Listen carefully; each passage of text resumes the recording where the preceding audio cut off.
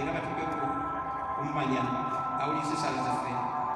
We pray for Pope Francis, the bishops, priests and all those in the missions, that the Holy Spirit continue to guide and strengthen them to boldly proclaim that Christ is the King of Kings and that his kingdom is supreme, universal, eternal, and spiritual. We pray to the Lord. Together with the Interreligious Council of Uganda, we pray for all political leaders, presidential candidates, our electoral commission, security agents, and all the people of Uganda, that following the example of Christ the King, they may do all in their power to respect human dignity, respect human rights as enshrined in our Ugandan Constitution, and to work together towards peaceful elections throughout the entire nation. We pray to the Lord. We pray for all people, especially Ugandans, that they widely open the doors of their hearts, not to other worldly things, but to Christ, and allow Christ to be their only King, Master, Lord, and Savior. We pray to the Lord. We pray for those people who are brutally, physically, psychologically, and emotionally tortured, those that are nursing terrible wounds in hospitals, that through the kind acts of the hands of others, Christ may extend his healing hand to them.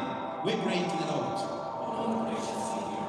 We pray for all those who lost their lives during the recent riots, that Christ the King of all kings forgives their sins and welcomes them into his everlasting kingdom. We pray to the Lord. Era twekatala abaana besabidde engeri enjawulo n'amwandu edisi n'asamba kasiye asabira kuba kasiye Rose n'aluko n'abalala omukama w'ekiro eky'emirembe Dr. Mrs. Ephraim Soke abamu ndeeba beebaza Katonda emyaka 3 mu nfumbo basaba Katonda abongere ebirungi eby'omwoyo era n'eby'omubiri. Happy marriage anniversary. Teodola Chobe naye asabye emyoyo egiri mu purgatory Mugera Nagayi n'ab'enjuye nabo basabira abantu abo abaafa. Kiberi Julius naye asabira abantu be abaafa. Mrs. Anna Torino ow'enakubadde Global Praise for God's guidance and wisdom, social praise for the souls in purgatory. Ab'enjongeza Expenditure Mutebi nabo bamusabira n'ab'Uganda abaafa. Mukisa Patrick Musekuku asabira omwoyo gwa mukyala we naye era n'abatonda ejjajjaawe n'abalala abaafa. Lady Justice Tumusiime, praise for the soul of faculty, late Cynthia Kanyonyos. Ate ab'enjongeza Joseph Bapate nabo basabira abagenzi baabwe babasabira abantu b'efukira mali. Mukyala Jane Bapate w'ekikomanda naye asabira emirimu gye Mukama gy'omukisa. Ab'enjongeza Joseph nabo bamusabira. Ab'enjongeza Joseph Bapate nabo era bamusabira. Omwami Sendi Wala Danson w'emukono ntaawo asabira emyoyo gya Esther Nsukka n'abalala abaafa. Nakasibwe naye asabira abantu be abaafa. Nakasi Joanita naye asabira abantu ate naye yesabidde. Famire y'omugezi Jojulya mu Kasozi ab'emutundu nabo yesabidde ate bamusabira. Ayire Mukasa naye yesabidde ate asabira abaafa. Mukyala Nasika Florence w'Erugoba Ssebugu naye asabira emyoyo gye mu purgatory. N'amakula Agnes naye abaafiiridde mu kwekalakaasa era asabira emirembe mu ggwanga. Mukasa Aloysius asabira abalonzi bonna ab'Erugaga South Omukama w'emirembe era asabira emyoyo gy'Abannayuganda abaafiiridde mu kwegugunga. James Hanman asabira maama we obulamu bulungi. Mwami Muwonge Emmanuel ow'Ebulenga asabira omwoyo gw'omukadde we omugezi Kasozi Lawrence Omukama w'ekiro eky'emirembe okutugatta ebyetaago ebitali bimu bye tuzze nabo mu mitima gyaffe ate naddala okussa eggwanga lyaffe. Omukama aliraze omusaayi gw'omulokozi n'abo bonna abali mu lukalano lw'ebyobufuzi. Essaala zaffe zonna bannange tuzikwase nnyo Bikira Maria eyakwasibwa ensi azitutuusita eri omwana we. Hail Mary, blessed art thou among women, and blessed is the fruit of thy womb, Jesus. Holy Mary, Mother of God, pray for us sinners, now and at the hour of our death. Amen. We make our prayer through Christ our Lord. Amen. Tujja kusomerawo ebisenge tukitegekera byetukalu emifamire y'abantu fulatira kwaya sitasira.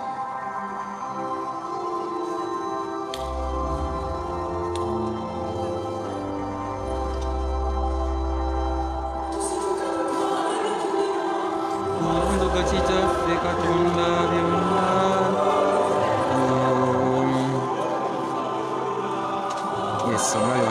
service Balo Cathedral abakulu bategeka ebirabo byabwe bagenda twalayo mwebala kuba Ghetto TV.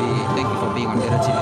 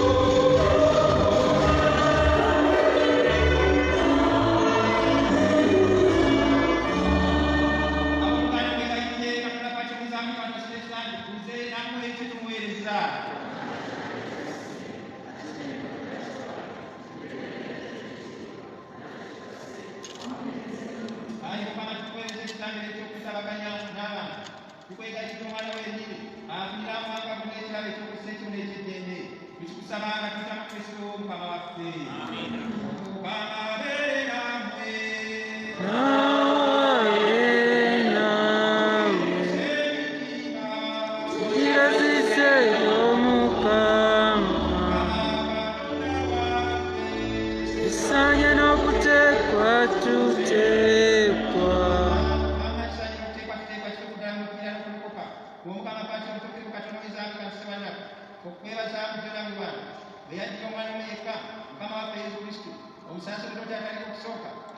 nabo kabaka babyonna n'omusigo omuzigo ogw'essanyu asobola okumaliriza omulimu omutuufu ogw'okutunula abantu bayobereza ku musalaba ng'ekitambiro ekitali ku bbala ekireeta emirembe lwaki baafuga ebitonde byonna ow'ekitiibwa ekitakoma akuba obwakabaka obutali ku kusooka obutaggwaawo obufuga byonna obwakabaka obujjudde obwenkanya n'okwagala n'eddembe kyetubaatuseetikire bamalayika ne basabamalayika abavugiriza nannondo abafuzi era munyinyizo n'ezejje ery'omu ggulu okuyimba olina okutereeza ekitiibwa kyo obutabeera nti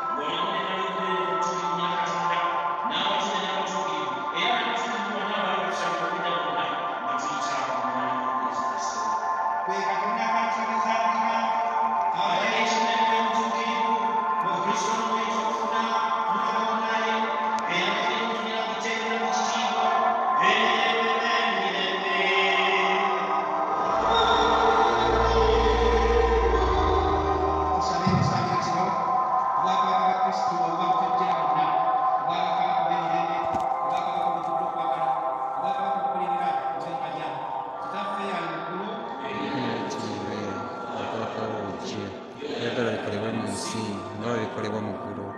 Emmere yaffe eya buli lunaku tusonyiwe ebibi byaffe netusonyiwa abatukola obubi, tatutwala mu kukemebwa naye tulokole mubi.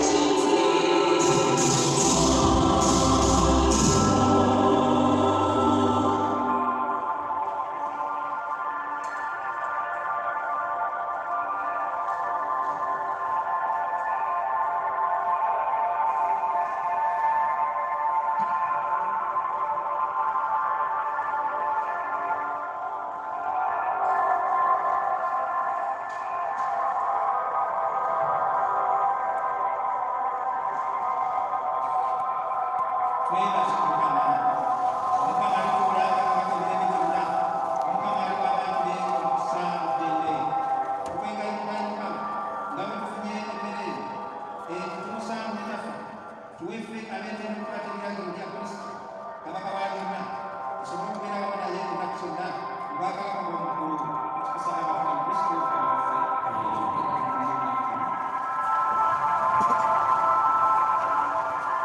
Era mu kubagusa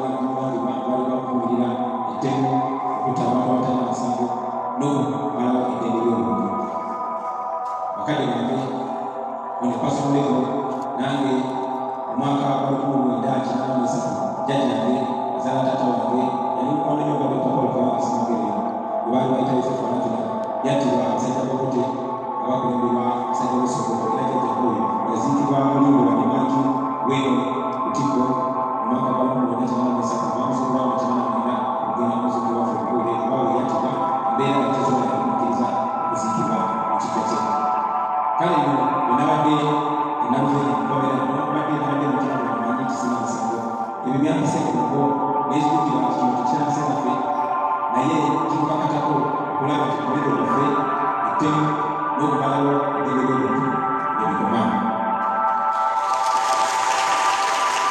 era okubeera mubeere abooluganda najjukidde ebintu kuba mubeere ebyo nga tuga ekyokumanyisa kyetulina ge mazima, ekyokumanyisa kyetulina ye Mukama Katonda getutumwesa okwesiga, ekyokumanyisa kyetulina ge mateeka newankubadde ataba bafuga bo beetegefu okumenya etteeka kulaba nga bakola obuyinza bwabwe. Nalowooza ku bintu bingi nnyo naye najjukidde ekitabo kya Samwiri. Mu kitabo kya Samwiri ekyo mu kitabo kya Danyeri mwalimu kabaka yali ow'obuyinza ennyo gwe bayitanga Nebukadduneeza. Nebukadduneeza yalagira abantu bonna bonna bamusinze, naye kubanga waliwo abavubuka omu bamuyitanga Mesaki, omulala bamuyitanga Shadraka, omulala bamuyitanga Abedunego abaagamba seewo kabaka Nebukadduneeza newankubadde olina abasirikale newankubadde olina ebitala newankubadde olina obuyinza si ye Katonda waggulu eby'obwa Katonda era kyongera okutuukiza Buganda era ng'osoma mu kitabo kya Samwiri tewaliwo omulwanyi Nabige eyalina ebyokulwanyisa byonna. Omulwanyi oyo yali wamanyirivu nnyo, yali military general bamuyita Goliath. Naye etuli mu nnyumba ya Katonda tujjukizibwa nti Katonda yasinga obuyinza ne bwe tuba nga twerabanga abanafu, ne bwe tuba nga twerabanga abato, ne bwe tuba nga tweraba nga batasaanidde. Ekitabo ekyo kyennyini mwalimu omulenzi gwe bayitanga Dawudi. Dawudi yagamba Goliath nti ejja nnyingi n'ebitala n'ebyokulwanyisa n'amaanyi, naye nkugamba nti nzija gy'oli mu linnya lya Mukama Katonda wange.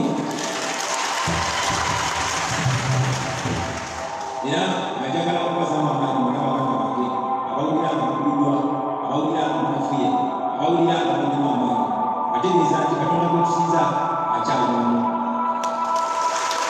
Katonda gwe tusinza w'amaanyi okusinga emundu, okusinga amagye, okusinga abo bonna obuyinza. Kasita tunekwata ziramu okubategeeza